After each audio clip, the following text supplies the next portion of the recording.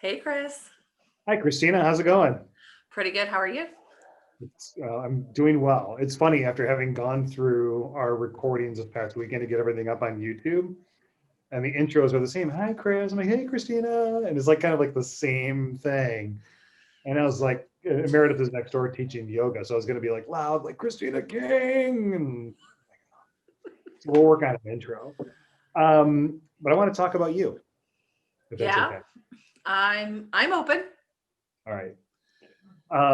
Today, and I was talking to one of my coworkers about we'll call it like a journey or a course that I've been working on that I want to unleash. And like, wait, you have a podcast? I said, yeah. I said, my friend Christina King. I said, Christina and I do this podcast, and we're kind of getting our legs underneath us and trying to figure out we're going to turn it into. And I was almost not dismissive of it, but it was like, oh, we're still figuring it out as we go. And I was like, yeah, like, well, she's a psychic medium. And I was like, that does not begin to cover you as a person. And so I'm putting these labels on you, these titles, like a psychic medium, intuitive coach. And then I was like, I don't know, like, what was the spark where Christina's laying in bed and then all of a sudden, like, something happens, or you're walking down the street and you get struck by a light, or what was it? Like, at Well, what point did you go from Christina King, kind of like half asleep, walking through the world, to holy shit, I don't know anything? we only have an hour, don't we? Yes. Well, first off, I will just say I'm sorry to disappoint you. I was not electrocuted. I didn't have a near death experience that would, etc., that would bring something like this on. Didn't happen that way. And it was truly a progression of evolvement and identity. I definitely know that I was born the way that I am, but I'm 41 years old, going on 42, and only within the last couple of years have I been comfortable enough to start to try to label myself and to be confident with that. So I'm going to take it back to when I was a teenager. Well, actually, maybe middle school teenager kind of thing. And our house was haunted. My sister had a lot of experiences. My mom had a lot of experience, and then I had a lot of experiences as well. Now, I don't know how intuitive they are. I'm pretty sure they are. But that's stories for another time, maybe. But as for me, I didn't really experience any of the profound stories that you hear of like the Hollywood mediums that are on TV where, you know, they're a 5-year-old and they see a ghost, or they can predict their grandma's death at 10 years old or something like that. I didn't have any of those.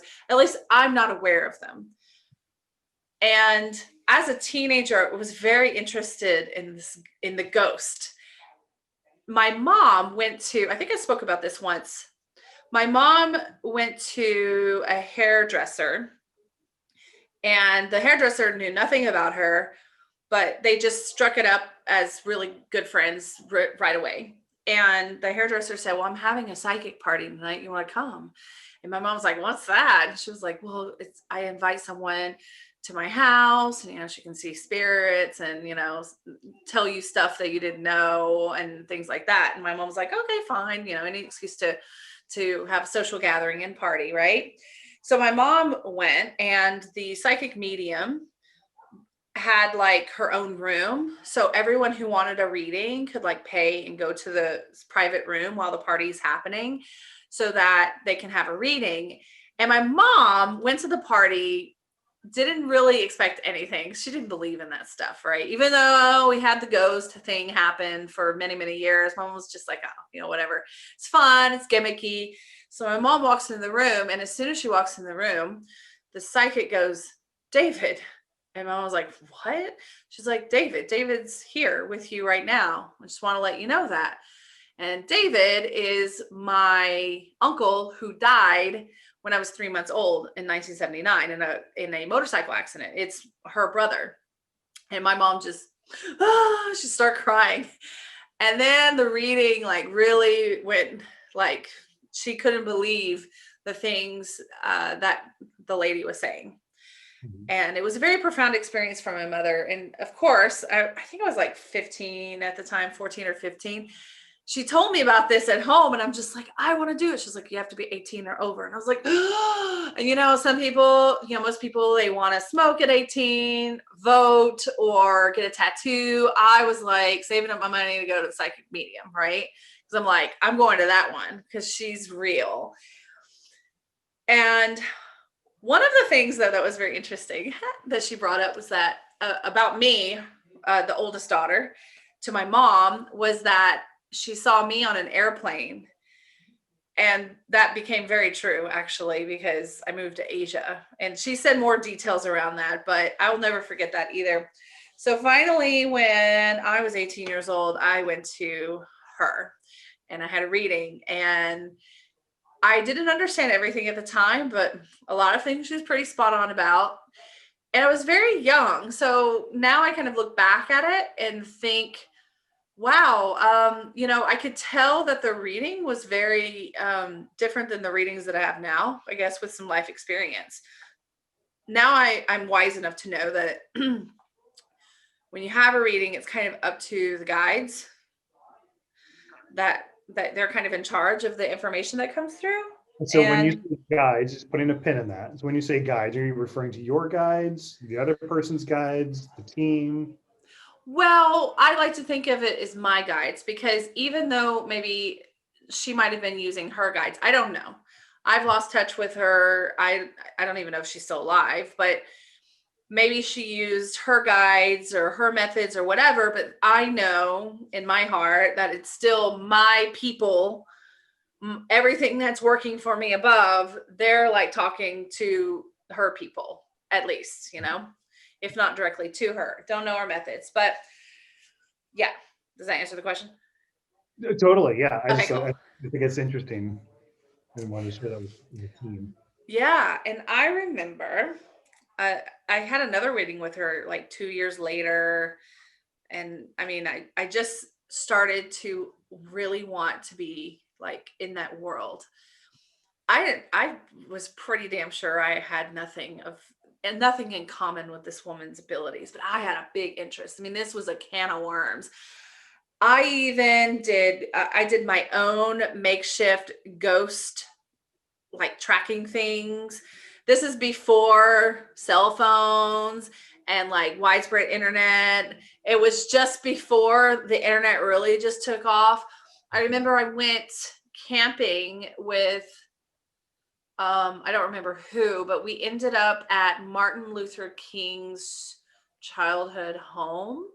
Oh, And okay. I took a bunch of pictures like with the flash camera in there trying to conjure up some spirits because I'm like, obviously this played a huge role in civil rights because this a lot of things happened at this little cabin. And I was obsessed. So I had to develop the film at the Walmart. So I gave it to Walmart. And when I got the pictures back, I was like, there's only 3 pictures. And they're like, oh, the rest like had nothing on them. I'm like, no, no, no. I need to see those pictures. So they dug them out of the trash for me. Because I'm like, no, it's probably got evidence of like Right. spirits. So they put it back in. They're like, we're not charging for them. I'm like, thanks. I only paid like 13 cents for them or something. But I didn't really, I mean, I wasn't satisfied. It was just a bunch of light things, and I was just amateur, right? And you didn't have access to information like you do here. This is before all the ghost whisperer and channel stations or whatever, and all the psychics on TV. I started buying up Sylvia Brown's books. This is around the same time period. This is like college, right? 18, between like 18 and 22. I bought all her books. I think that's when John Edward first like came out and became popular. I know that Sylvia Brown was on Montel, and there were some others too. And every time a psychic was on TV, I was glued, and I was just like watching and just so amazed at what they can do, and wishing that I could be that way too. Interesting, right? Sylvia Browne's books, I know she got a lot of heat when she was alive, and she still does, and she's kind of like dismissed as a fraud. I got so many things out of her books. I did my first past life regression for myself through her books. There was a CD in the back. Then I did my roommates, and both of my roommates were two gay guys, and so I was like, no, I got to do this. So all three of us are in the living room. I'm taking them through their past lives. I still remember their past lives because I just thought it was so cool, and that anybody could do it, right? um yeah, so that was kind of like my big awakening to this kind of area. But i I did have tarot cards at the time. I did do readings, but I was just like, yeah, I don't know. I just didn't think I was like that.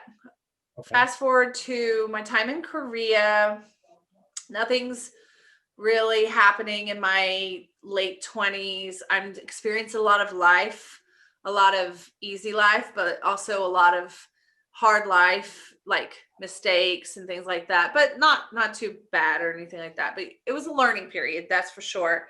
And your time in Korea, just in case, Yeah, someone's coming into this blind, your time in Korea, you spent, 12 years. yeah, 12 years. I mean, that's not something you want to just dismiss. Oh, yes. Sorry. Thank you for letting me fill in the whole of the story. I arrived in Korea in 2004 as a 25-year-old. And I left in 2017 when they kicked me out, which I've already explained on this channel, for sure. But they kicked me out. How old was I? 30. It was 2017. So I was 38. I was 38. So I spent all that time in Korea. And so in my 20s, you're living a lot. Didn't really like connect with that. And then I remember I went to this Lunar New Year festival that my boss invited me to. And it was at this really posh hotel. I think it was the Lotte Hotel in Seoul. And they had a bunch of psychics, and they, like, Koreans love what they call saju, which are like fortune tellers, right? And they had the best there, like really famous ones, because it was like a really posh ceremony, and they had translators. And I was like, oh, so I really wanted a reading, but you couldn't specify who you get, because I saw like a young chick, a young man, and then an older lady. I was like, I want the old lady. But it was like first, like next name on the list is the next person. Yes. Mhm. Guess what? I got the old lady, right? And they do a lot of like numbers and numerology and things. And I've been getting my own psychic readings for years by phone and through my same psychic from before, like that my mom went to. And then I think I had a new one at the time that I did sometime. But I remember doing that, and I really connected with the reading. And then I think that's when the first ping of like, I can maybe do this a little bit. I don't know why. I mean, it didn't change anything, but like there was this awareness that came into me. Then maybe a couple of years later, I treated myself to a reading by Sonia Choquette. Do you know Sonia Choquette? No. She wrote Diary of a Psychic, and it was like a New York Times bestseller, and she's written like 20 books. And so one of her readings is very pricey, but I treated myself to one of her readings. And one of the things that she said was, the first thing she asked me, she was like, are you a healer? And I'm like, no, I'm a teacher. She was like, you're a healer. And I'm like, no, I'm a teacher. She goes, well, teaching is like healing, but there's something different about this. And so she dug a little deeper, and she goes, I feel like your weakness is that you don't get that you can see things that other people can't see. And I was like, really? And at the time, I'm like, I paid for this? What's going on? Like, I mean, it was like very flattering, because I'm like, oh, of course, yeah, I'm special. But at the same time, I'm like, I don't know if that's true or not. I mean, she was like, no, you kind of go through life in like a different kind of zone than everybody else. And you will say things that people are like, oh, and you're like, well, don't you guys know that? Don't you guys see that? And they're like, well, no. But yeah, well, that's the answer. That's the way forward. Something like that. She gave that example, and I'm like, really? She was like, yeah, you have no idea. Then at the very end of it, we had like an hour-long rating and everything. At the end of it, she goes, I feel like you're going to do something very similar to what I'm doing right now on the phone. And I'm like, what? She was like, but you're not even there yet. She's like, you're not even close, but you're on the way. And I'm like, what? No, this lady's crazy. Now, other things that she said during the reading was spot on, and I totally trust her. She's a very big world-renowned psychic. But that's the first time someone told me, hey, you're going to be doing psychic readings for people. She was like a little bit different than me, but very similar. And I'm just like, oh my God, if I could do what she could do, what she does, that would be freaking amazing. That would be a dream come true. I didn't even know I have that dream. I've always like had an interest in psychic mediums, but I've never like thought I could do it myself. And then that was the real spark. That was when it was like, oh, and then all this awareness started to come in about what she had said, and then my experience in life when I was like kind of looking at like squinting and looking at things a little bit differently. I did realize that, yeah, I've got something going on. That's for sure. So when you say something going on, and you Yeah. would metaphorically squint, or sometimes literally squint, what was it that was slightly different? And then how did you measure that against other people's realities? That's a good question. How do I explain it? I think I started mentally, and I don't know if I could recall any examples, but mentally I started playing back some situations that started to stir up like memories that when I was like, oh, when I could see people differently than other people, it was like I could see the inside and the outside at the same time, and how I saw people in different beauty, and everyone was just like, what? And I could see people's gifts and their talents, and I could feel when that was a big one too. I could feel people's presences. I could feel their moods just by walking by them. I didn't know any, like, not many people do that. And I realized that a lot of my past anxiety in crowded places was because of that. It's like because I was totally open and everybody's energy is killing me. I mean, and a lot of people can do this. Yeah. You walk into a room, there's been a fight, you can feel that there was a fight, right? But mine was like all the time. I could meet somebody and within like 30 seconds really judge if I wanted to be around them. I didn't even have to talk to them. And I, I was at work, I was meeting new employees and out the other side of my mouth going, he'll be here for just a couple of months. They're like, and they're like, really? How can you tell? I'm like, I don't know. There's just something about him. And sure enough, like he would be gone pretty fast. It may not even like I gave him 2 months, but he was gone within like a month maybe. Uh-huh. And just people that I would meet and be like, oh my God, yes, you blah blah, you've got this going on. And so that was kind of the first thing that came in, not like the talking to dead people. And then all of that awareness. And I think I've always had that. And my mom's always had it too. Cause she used to do that at her company when she was working in the 90s. She'd be like, she was like the insurance person at the company. Uh-huh. And she would, it was a trucking firm and truckers would come, new truckers, and she would tell them about the insurance and they would leave and she'd go, he won't be here long. And she was right. They would be gone. So it's like a judge of character almost. Now, I'm not saying that I've always been a great judge of character because no, you should look at my dating resume, but but for the most part, those kinds of things. I remember with students, I could easily see almost like a profile of my students that I would meet. like kids. And I remember I connected, this is something I'm writing in my book about Korea. This is when I realized that I loved teaching. Mm. I met this little boy, he was in kindergarten, and all the Korean teachers, even his foreign teacher, hated him. And I had science with them once a week. They hated him because he was a problem, like a behavior problem, right? But I had a science class with him, and I realized all of a sudden, because everybody got like their individual science projects that they had to like put together. And I realized that he would just put them together and be done with it. And I was like, hey, kid, because it was like a class of 12. And basically, as a teacher, you're doing 12 projects by yourself because they're like, I don't know how to do it, teacher. And you're like trying to rush for 40 minutes and get them all done. But like, he was just like genius, like with his hands. And I was like, wow, you are fantastic at science.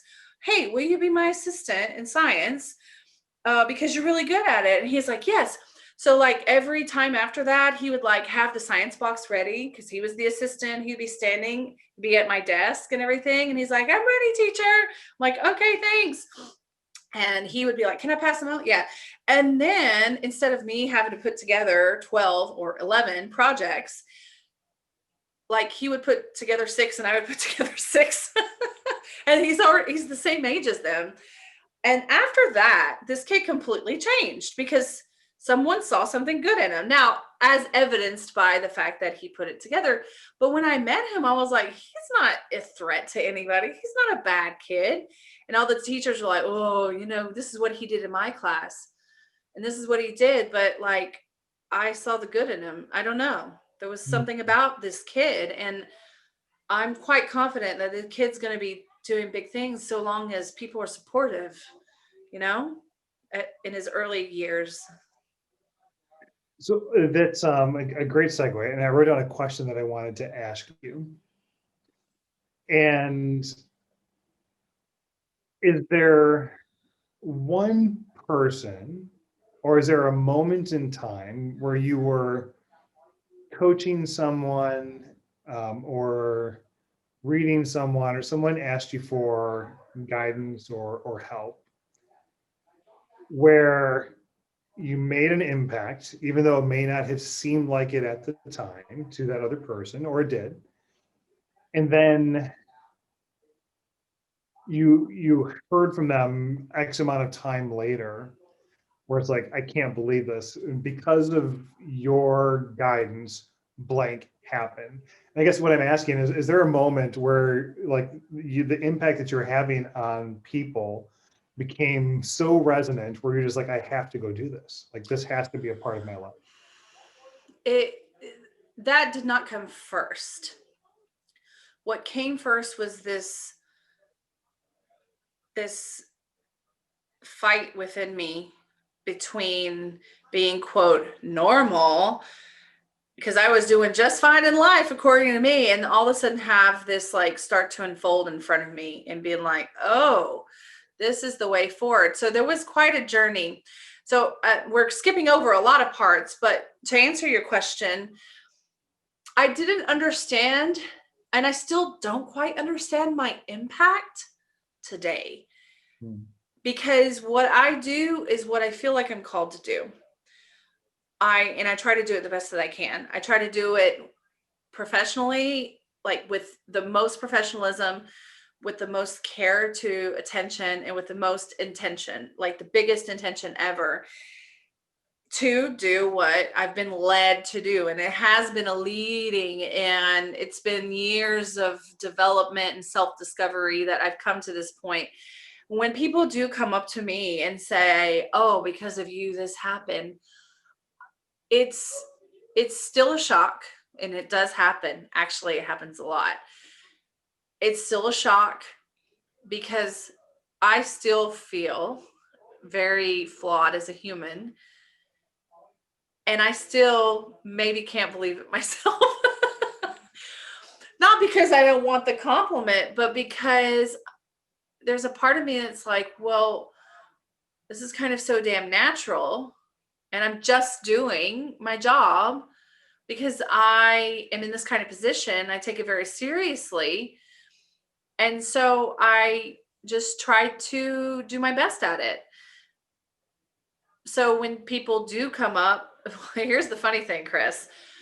Now, I know a lot about you, but I do have some clients that drift in, drift out, drift in, drift out, whatever. And I will hear from them and I'll remember their names. But as far as like a reading, I can't remember because I drop it. If I were to take it with me, it's not my reading. It's not their reading anymore. I'm carrying it with me. It's my reading. I do have what I call the sacred book, which is my book where I officially open and I'm ready to work. I list everybody who I have done things for in it, and it's all very organized and it's sacred. I don't do anything else with it. But when it's done, I'm probably going to rip out the first couple of pages just to know like that I've served some of these clients' names before, but I'm going to burn it because it's not mine. It's just for me. It's just a tool. So yeah, it's hard for me because they're like, "Oh, remember what you said about this?" I'm like, "No, no idea." "Oh, well, this led to this, and I can't thank you enough." I'm like, "Well, thank you. Here, write me a testimonial." So you're answering my question, but not, I mean, in a roundabout way. Okay. I want an example where like you heard someone's feedback and it just like choked you up or made you cry or just like set you back. Hmm. So you want like a big impact one where I was just like, "Holy moly." You did this? Yeah. Right. Yeah. I think it's with mm, my Akashic, I'll call her my Akashic buddy. I met her in the Soul's Purpose class last December. And she was in the class, and I remember seeing her when she came through, and I knew that I was going to talk to her for sure at some point. We were on the opposite sides of the room, day 1 and 2, but day 3, I just felt like being on the other side of the room. I moved my chair over there, and she came in late, and the only chair that was open was next to me. Of course, right? That's how it happens. Well, the whole time of the workshop, because remember, I can feel pretty much everybody. I'm getting better at that. The whole time I could just tell that she, by her questions and just by feeling that she just wasn't getting it. She was just like, "Why am I here?" And I know it's because now I know it's because of a friend who was also there. And her friend was like, "Oh, come on, just do this." And she's like, "I don't know why you want me to go to this. It's my first time here and everything." So she drug her there and we got paired up. No, well, no, here's what happened. We had an exercise where we had to read each other, and that was the first time that we're doing like trades. And Helen said, "Okay, do this." And she turns to me, she was like, "You look like you know what you're doing." And I'll be honest, I have no idea what I'm doing. Can we partner up? I'm like, "Absolutely, come on over." So I walked her through the whole process and I answered a lot of questions, and she was just like, "Oh, oh, oh," for a lot of things because she just didn't get it. Right. And then all of a sudden she did. And she'd never had an Akashic reading before. So I'm like, "Oh, of course I'm doing you first." I did Oh, her, and she's just sobbing the whole time because she's never had any kind of reading, not even just Akashic records. And then she was just like, and I wasn't really asking for any kind of like, um, acknowledgement that I'm right or anything. I just kept going. And at the end of it, she was like, "That changed my life." And I was like, "Well, thank you. But I feel like I'm just doing my job, but it's the other people, the masters, teachers, and loved ones, and all of your guides that you need to thank." And then she did my reading, and she was great. She was fantastic. She hit like it was her first time ever, and she just had her first reading. And so after that, it was like lunch break on Sunday, the last day. And she said she floated out of there. And she went to her friend. She was like, "I get it now. Oh my God."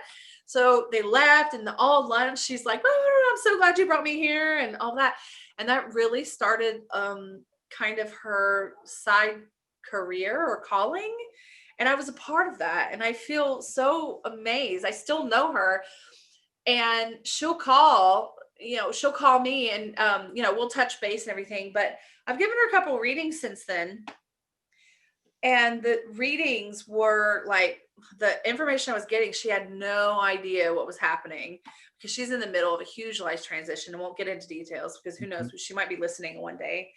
And every time she comes back, she was like, "Oh my God, you were so right." And I was like, "I have no idea. I know I'm your friend, but because now I have to read you, I drop it. And I'm so sorry." So even now, she's just like, "Oh my God, you were so right." And so those really hit home because I saw her from the beginning and all the way until now. And she's a big part of my life now. And I'm a big part of hers. And we'll be forever intertwined because of that kind of interaction and connection that we both shared. That's beautiful. Thanks for sharing that. You've mentioned the Akashic records. Yeah. We've talked about the psychic aspect or the medium aspect as well. Have we? Or I don't think we've touched on medium too much yet. Yeah. Well, The tools in the tool belt. yeah. After Sonia Choquette's readings, I got 2 of them from her. That again was the awareness, and that really started to open things up for me as far as like just like, oh wow, I'm really going to do that. It seems so far-fetched, and that was back in 2015 and 2016 that those are readings, and here I am today doing it. I'm doing what she said I was going to do, and I thought she was crazy at the time. So fast forward, I don't think I did too much development in soul. I got kicked out, and then it wasn't until I moved to Texas briefly that I was like, you know what, I really feel called to do this, but I don't even know how to start. So I just started with tarot cards again and just started doing that. And then I joined a group in Austin, Texas. It was a tarot development group, and it was led by a psychic medium who I thought was the coolest guy ever. And we had a tarot exchange night. And I was so nervous going to it because it was kind of like my first time to like not do friends or family. Well, it's just friends really. And I showed up at this coffee shop and I got the number 8 for my coffee. And he goes, tag number 8. He's like, Infinity, I'm getting right now that you should be doing readings for the rest of your life. And I'm like, that was kind of random and unsolicited. Like, it was just like, it really was just that random. I was just like, okay.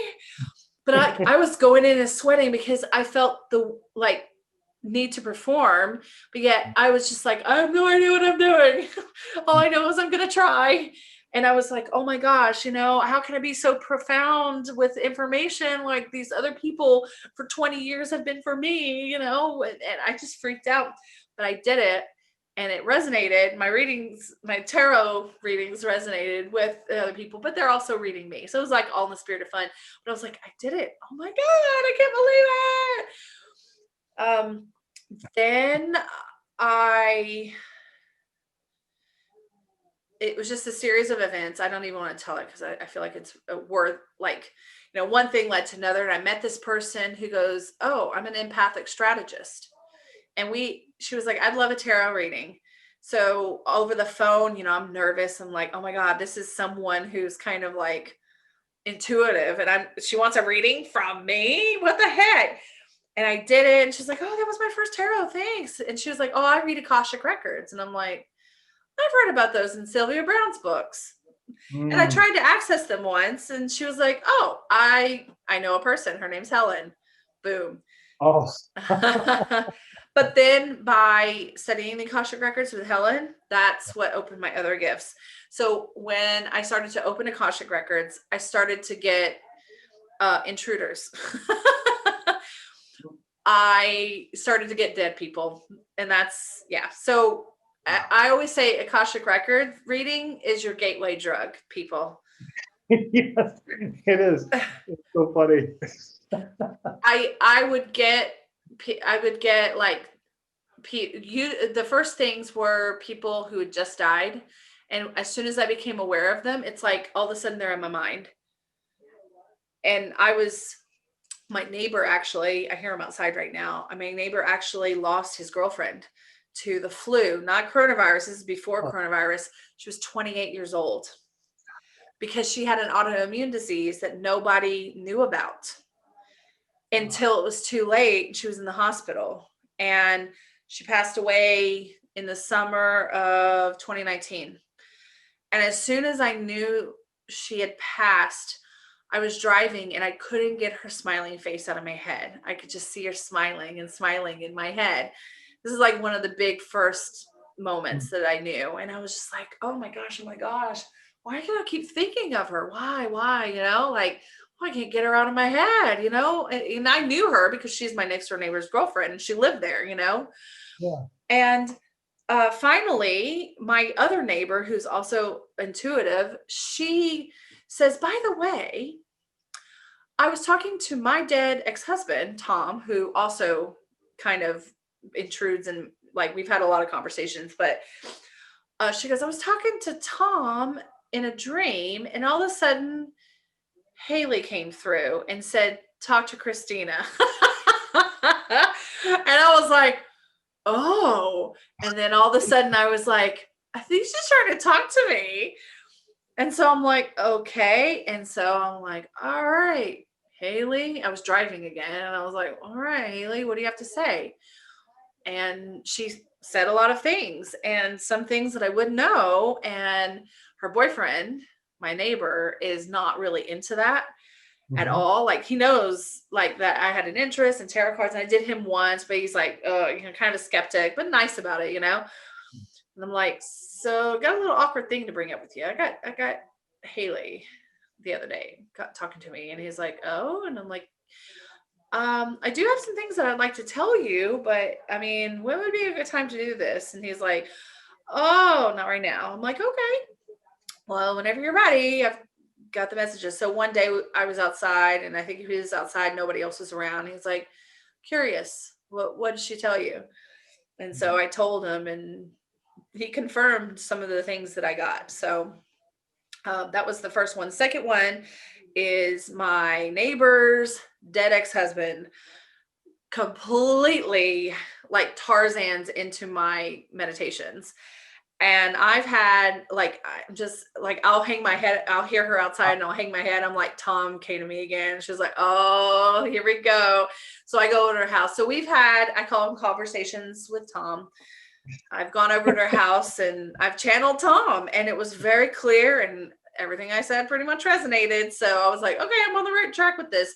My friend's Chihuahua died. He came through, the Chihuahua came through with messages and I was like, okay, that just happened in January. And then another friend committed suicide and she came through. I think I told you that story because I tapped into her because I was getting a little like, oh, maybe I can do this. And then a friend's grandmother this summer, and it's just one thing led to another. And now I'm like, yeah, that's what I do. And I mean, there's more things, but those are the ones that kind of showed me like, oh, okay, I'm onto something here. So when you're working with someone, and it's just like, we'll call it just like a coaching session with Christina, how does it play out? Like, meaning, do you then intuit the tools or you let it flow? Is it non-sequential? It's like, first we're going to go into the Akashic records. Second, we're going to have your dead relatives pop in and say hi if anyone wants to. How does it come to you? Because I would imagine it changes for everyone, right? Oh, it's so different, right? What the things that I have with you and with my neighbors and whatever it is, it's all so different. And I at this point I am wise and in tuned enough to trust that it's all going to come through. I used to worry about it and think, oh, I need to prepare, but really all I need to do is prepare myself. And it's so damn natural. I can be dog tired and malnourished and like having the worst day ever. But as soon as I let it flow, I just open and I just get in the zone. Like an athlete that's trained where they can run forever. That's kind of the feeling that even the endorphins that I feel, just like I feel it. I'm in the zone. I can just switch vibrations like that and work in the Akashic records and work in the see spirit guides, and I can see dead loved ones. yeah, it just depends. And I really rely on I always open up my Akashic records, and I know my actual guides. And that Akashic records have masters, teachers, and loved ones, and then there are guides. And I'm not sure where the line is. Apparently, there's supposed to be a line, but they all kind of like just hang out together with me. I send them out to whoever I'm going to read and to assist, and I send them to their people, their guides, their spirits, and extend an invitation to work. And I am very intentional to say, this is your agenda and the client's agenda, and it's not my agenda. I'm just the channel. I'm just the channel. I'm just the channel. So and that works. It does, because I mean, it yeah. And usually if someone is coming up on a reading scheduled with me, they're like compiling questions. And a lot of times, a lot of questions are answered within like the first 30 minutes or 20 minutes. And they're like, wow, well, you kind of answered all my questions. I'm like, I answered them. Like, it's hard for me to take credit because it's not my information. It's their information that I'm tapping into, which I think is wonderful. Look at me. I'm lighting up because I'm like, wow, that's so cool, because I can't believe I can do this all my life. That's all I wanted to do. And now I'm doing it. Here we go.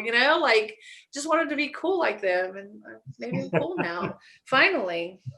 But, So, uh, but I will tell you, we did, by the way, everybody, we did a past life regression, Chris and I together. I was kind of practicing, right? A different way, because I do have a mentor. Now, I bring that up because Chris, I've been doing them now. Now I'm actually getting paid for them. Now that's happening. So the training, boots on the ground, kind of like exploration, it's done. Like, I'm confident in it, right? But I did another friend of mine, and her mother came through to her in the field of grass through me. oh, And so now that sparks a new curiosity in me. Can I be the conduit and assist others to actually experience their loved ones and get the information where I don't have to be the middleman of like the delivery of it? They can experience their dead person on the other, their ancestor, their family member, their loved one on the other side. So I experimented last Thursday. I got a friend of mine, how and I was, did you, yeah, how did you let yourself go? what do you mean? In that time? Yes, in that moment, like how did you remove attachment and allow her mother to come through? Well, this was like my third or fourth reading with her. Okay. And she is a friend, but she's also a paid client. Mhm. And this I did not like, it was completely free because I was exploring, right? I had no idea this was going to happen. So in our other readings, in our other sessions, her mother had come through because her mother is very recently passed within the last 2 years. And so her mother, I know exactly what her mother feels like when she comes through, and she comes through pretty dang strong when she does. And she's actually, I think it kind of jumped in my body before. So I was very familiar with her. And as soon as we went to the field of grass, I could feel her off into the distance, and I could see her. And because I know what she looks like now, I never met her in real life. And that's when I was like, oh, I wonder if she can see her like I can see her or feel her. So I was like, okay, turn this way, turn this way. Well, do you feel or sense anything in that direction? Because she wasn't even prepared that was going to happen. She was doing a past life, and she was like, I feel something. I kind of see something. I don't know what it is exactly. But yeah, it's different. I don't know. I don't even know what this is. I'm like, it's your mom. And she was like, and she took a moment and she goes, oh my God, it is. And she knew. And then all of a sudden, like as soon as she was aware, I think mom came into focus a little bit, Mhm. and she could sense exactly how far away she was from her in the past life world or the regression space that I hold. Yeah. So as far as like how that was unintentional, and but I'm holding space. So I talked to my mentor about that because last Thursday I tried to do it directly with my friend and it was a major fail. We tried to contact her grandma, and I was just, that was it. We weren't going to a past life or anything like that. That was the whole full intention. It was a Mhm. safe space to practice. It was a total failure. So I asked my mentor why, and she was like, because there are multiple levels of things going on with doing it with that intention. But if you hold the space for a past life regression, it's different. And I'm like, okay. She was like, you could probably do it through that format again, but you're not going to be able to just be like, hey, close your eyes, let's go meet your grandma, you know? I was like, oh, okay. So I still have to explore and learn about that. That's interesting, very interesting. And it's like in that space, in that moment in time, that's what was meant to be delivered. And you couldn't recreate those circumstances or that situation and the readiness of your friend. Now, when her and her mother were talking or communicating or exchanging information or just vibing off of each other, then you're holding space and you're bearing witness. You're not acting as a conduit verbally or physically, right? Yes. If I recall correctly, because I do remember that moment because it was a big, profound moment in my own practice.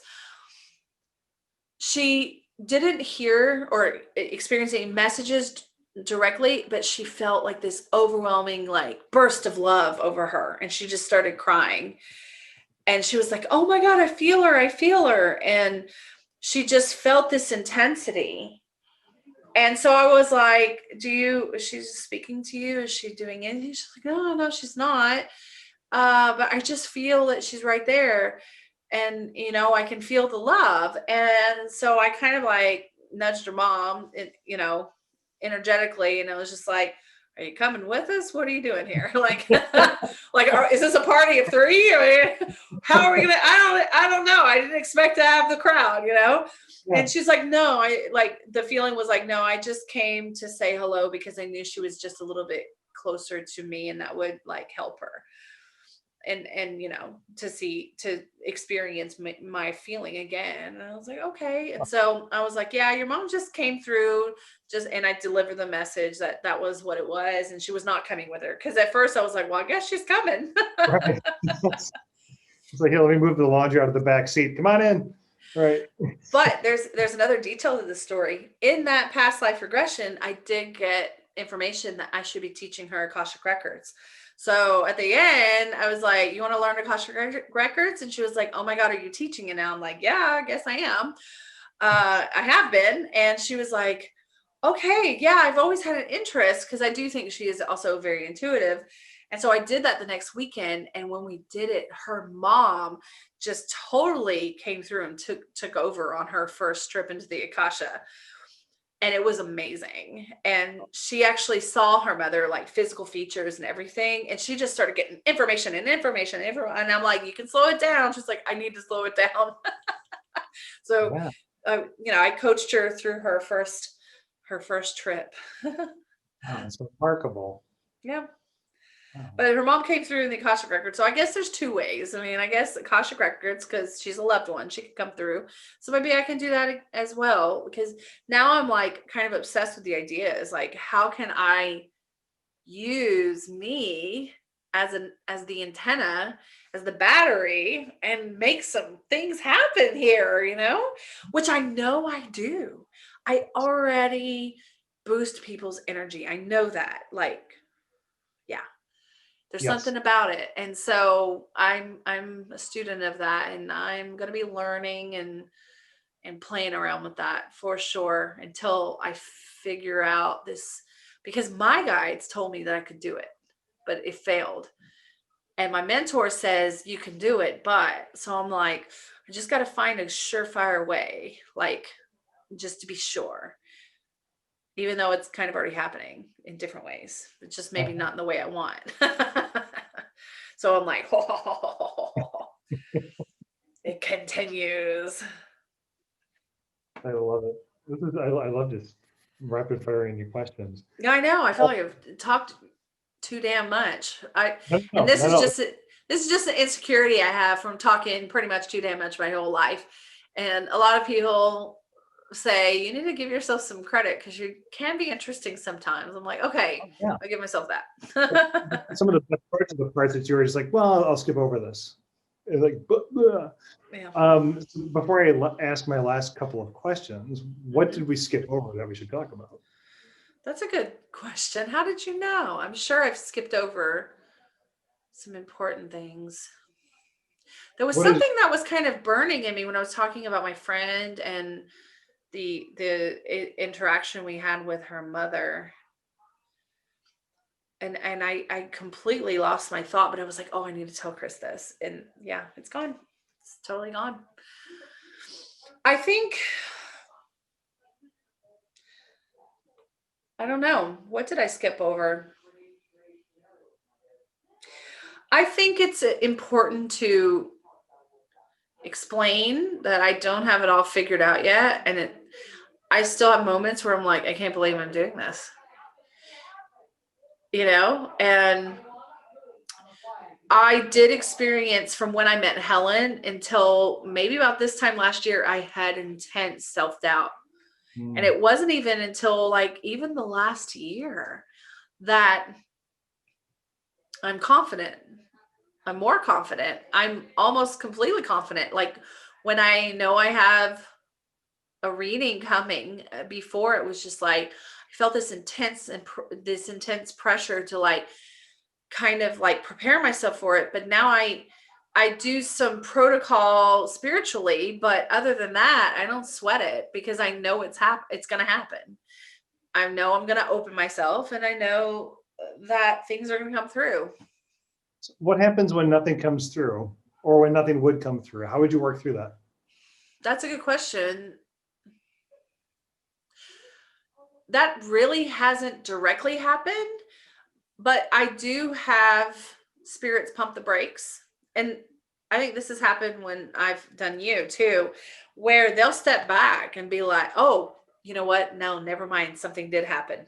I'll tell you in a minute. But one time I was like, and I talked to my mentor because I was like, what?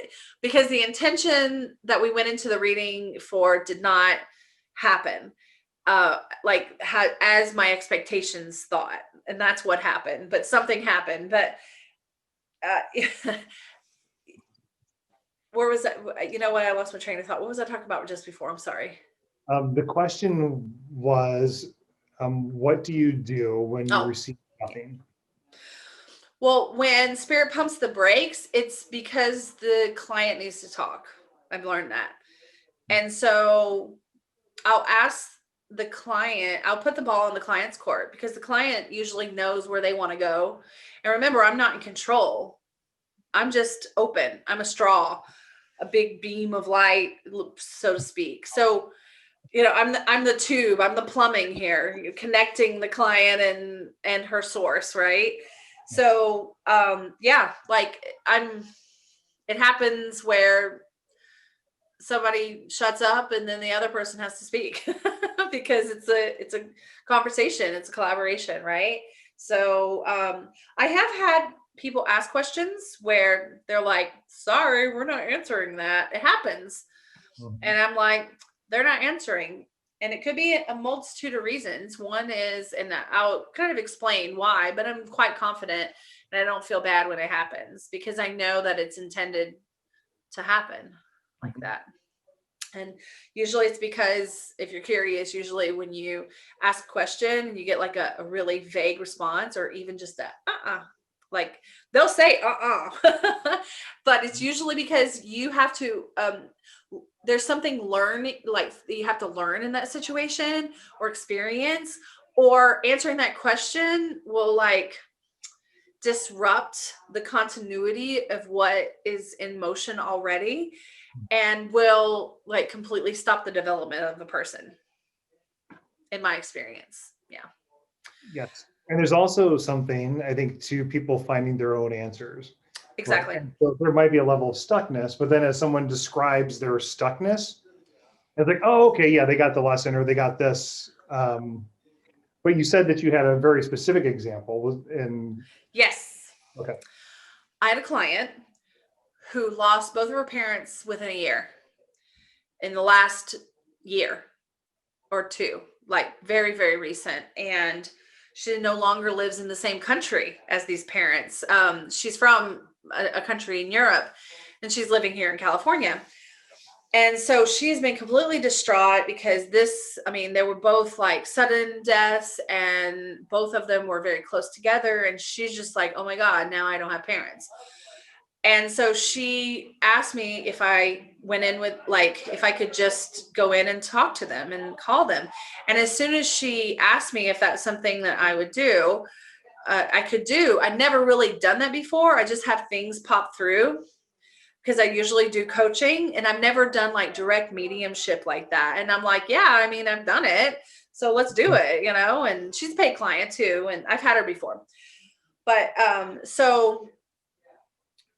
as soon as she asked me, I could feel her parents in my mind. Like I could just feel them. And I was like, oh, your parents, they say we'll definitely be there. I'm like, oh, great. So it's gonna, in my mind, it was gonna be like Tyler Henry, or like Long Island Medium with the big bouffant hair. It's just like all the messages are gonna come through, but that ain't my style. And I learned that really quickly because we started the reading and they both were there very clearly. And I'm like, yeah. And I described them, I could see them.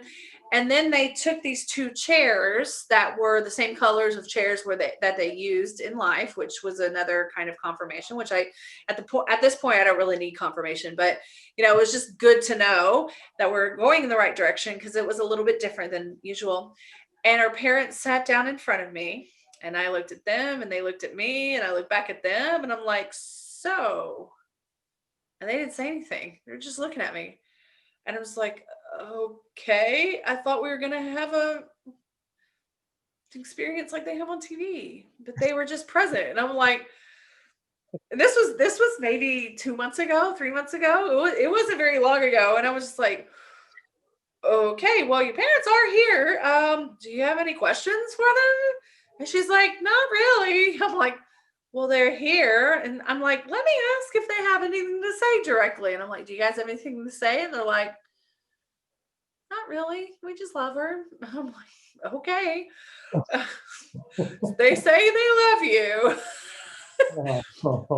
But then I realized after that what happened. And we went, the struggle she was having was not because she lost her parents, it's because she was so far away when they passed away and that she feels like she didn't honor them properly. And so that's what the reading was really about, was like, how do you, we explored how she can fill this hole. And it was what she needed. And I was uncomfortable. Like, I mean, I did what I had to do. And then I ended the reading and she seemed very satisfied. I'm like, I don't know if should apologize that her parents didn't say anything.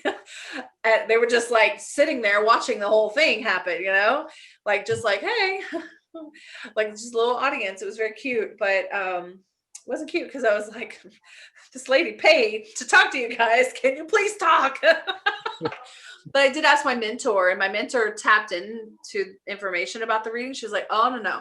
The reading was perfect. And it was what she needed. It wasn't what she wanted, but it was what she needed. Right. And she seemed satisfied. I'm like, yeah, I know she's satisfied, but I just promised something that I felt like I promised, and it just didn't happen the way I thought it was going to. Anyway. That's an important distinction. Yeah. Right. And getting what they need, or getting what we need when we're on the receiving end of these, and then trusting that that's enough. And that's hard, particularly if you have a little bit of imposter syndrome, or we're new to any one new way of doing things, we're trying things out. But invariably, and it sounds like your experience is like that person gets what they need in that particular moment in time, and you just learn how to trust it. Mm-hmm. So I have two questions for you before we go. And we like to keep these around an hour. The first is around your own self-practice. So one, this is like a two-part question. I mean, one, do you find it easier more challenging, or same when you're doing your own self work, right? Do you make time to do your own self work, or do you um, take that externally and use working with other people as a way of doing that? Um, yeah, and I want to know if that comes easy to you, or what that's like, and how's it different from your experience in working with a paid client? Before I answer that question, I just want to say one sentence about imposter syndrome. I had it bad for years, and it wasn't until about a year ago where I was like, I'm done with this. I'm not going to worry anymore. I'm either doing it or I'm not, like I'm not going to plague myself anymore. With that Mhm. being said, self-work, I've noticed that people in our field, Chris, they have problems when they want to go in their own Akashic records, or they talk to their own people who have passed on. I've never had that problem, but it's different for me. It's very different. Like the reading that I do for other people, it's very service based, and yeah, there is some satisfaction out of that, but it's totally different than doing anything for myself. I have a multitude of, let's say, spirit session work that I do for myself. I mean, it's all across the board. Sometimes I just sit open and I get a download and I have no idea what's going on. I don't have any thoughts. I'm just open and I know something's happening. I don't have any communication, anything. I did that when I was really opening up. And I used to sit in meditations when I was really in the heat, in the throes of like development. I used to sit on Saturday mornings. It was my spiritual time, and wake up really early, set the stage, and I would be in a meditation 4, 5, and my record is about 6 hours. Now, you do go up and you do go to the bathroom, but you come back and you're still in it when you go to the bathroom. It's not like you stop it and you go. But I mean, and those were like a kaleidoscope of a lot of different things, a lot of downloading happening, but a lot of communication too. And a lot of when I let my mind go, but it's not really my mind. It's like, and I still do this in the morning naturally when I wake up. I'm very open and I get my best ideas when I'm still in bed because I I don't know. I'm just always open now. My mentor made a comment about that. She was like, "I'm always open, and I can tell you're also someone that's always open." So now, because I've done a lot of spiritual work and a lot of meditation and a lot of work in my own Akashic records and with my guides and things like that, I've almost become the perfect straddler of the two. I don't really need to sit down and be quiet. They're with me all the time and I can feel them, and it's always a conversation. It's always happening. Even when I was coming home, I was in contact, and it's just such a part of my life now that just the two bubbles just started to merge, and it doesn't bother me, and it really helps me in my life. It really helps me make decisions because uh, my decisions are not my own. I've got a team. I mean, how wonderful is that? And that's what I help other people do, is meet their team when they don't do that themselves, or help them meet their team. Help them have more communication to know you're not really alone.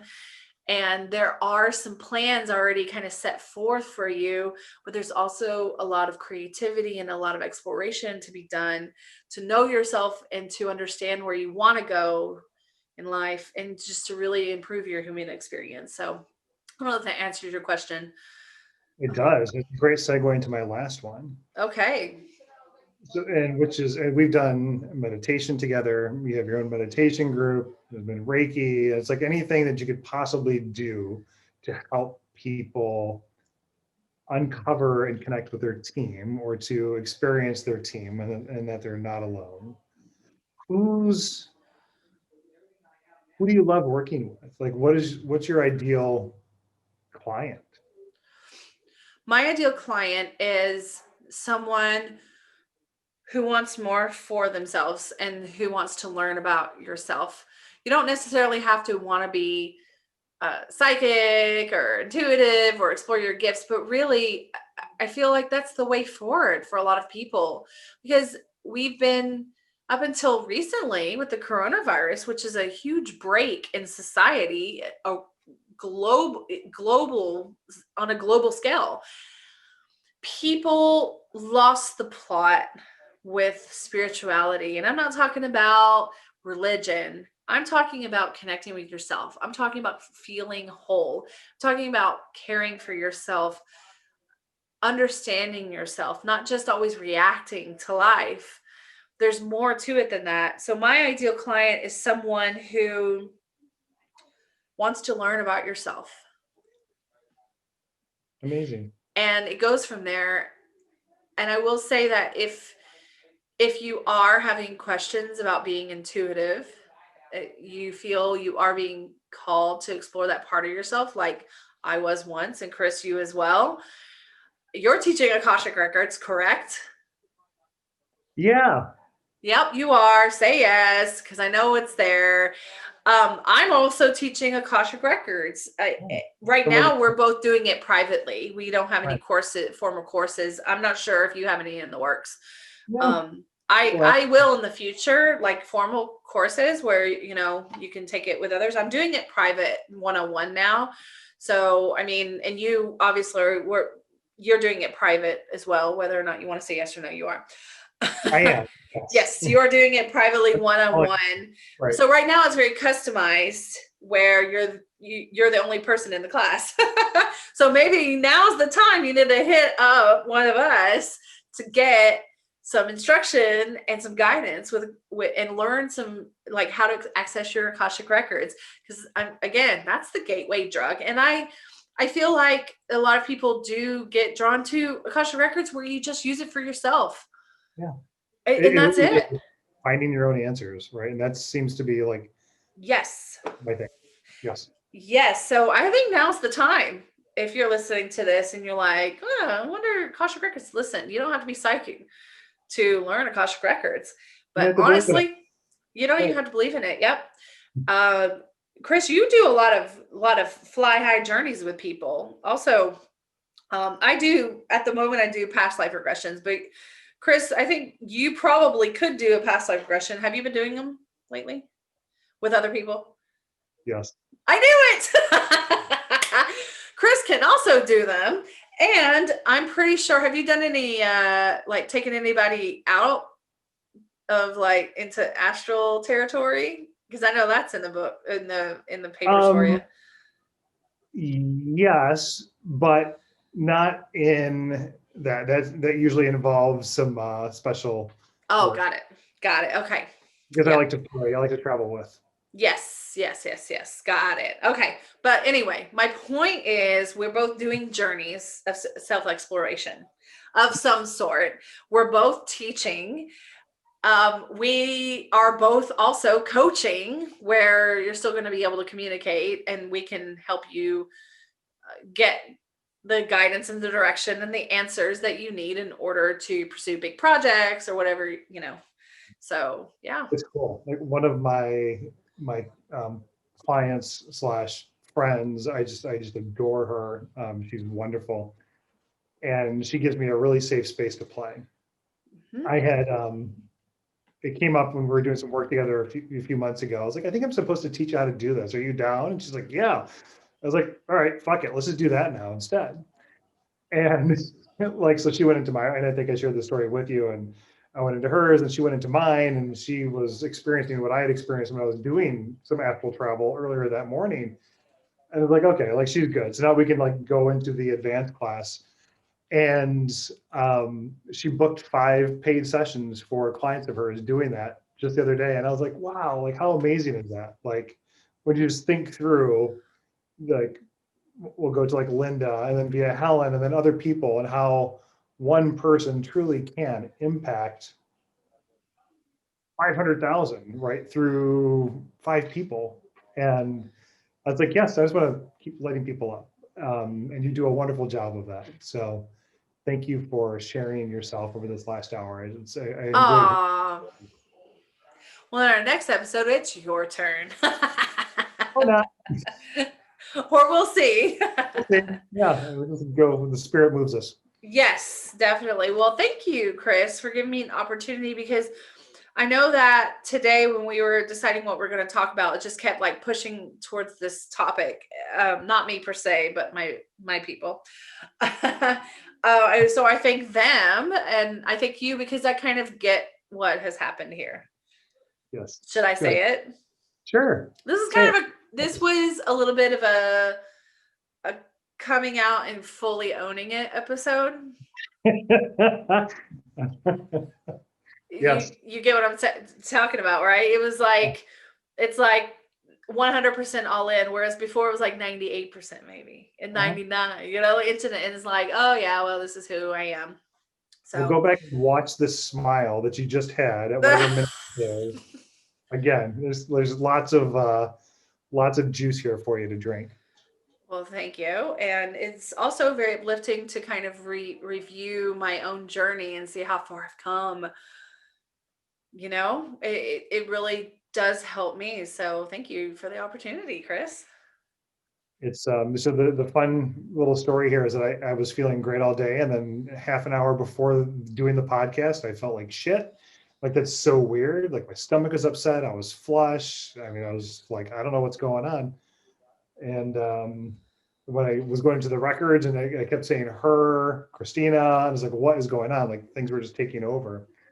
And this is what happens when we just allow and let the spirit work through us, Christina. It was I meant to be, know. and I feel amazing. So I'm glad we I did this. well, I'm glad I could cure you through the relief of going in the direction that was definitely not in our control. Nope. So That's thank our you. relationship, baby.